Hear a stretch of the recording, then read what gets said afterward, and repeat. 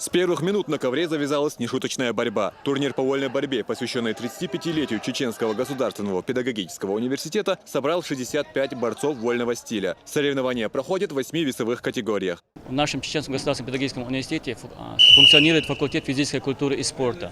На данном факультете есть у нас 2 кафедры, которые непосредственно работают с спортивными школами нашей республики. И привлекая эти спортивные школы республики, у нас вот такое тесное взаимодействие. Поэтому такое огромное количество и представителей, и болельщиков. Почетный гость турнира – трехкратный олимпийский чемпион, советник главы Чечни, президент Федерации спортивной борьбы республики Бувайсар Сайтиев. Он отметил важность проведения таких состязаний среди студентов нашей республики.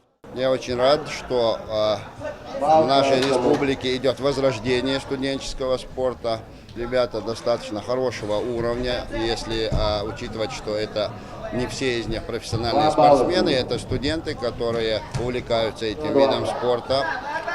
Вообще очень важно занятие спортом для молодежи, для студентов.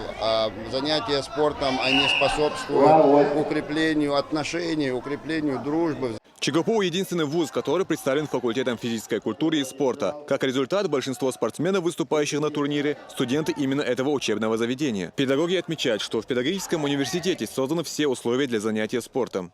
Мы предоставляем общежитие, чтобы они могли в вечернее время оттренироваться после, если днем занятий, вечером они вынуждены ехать домой, из-за этого тренировочный процесс пропадает. Мы стараемся по мере возможности помочь нашим студентам.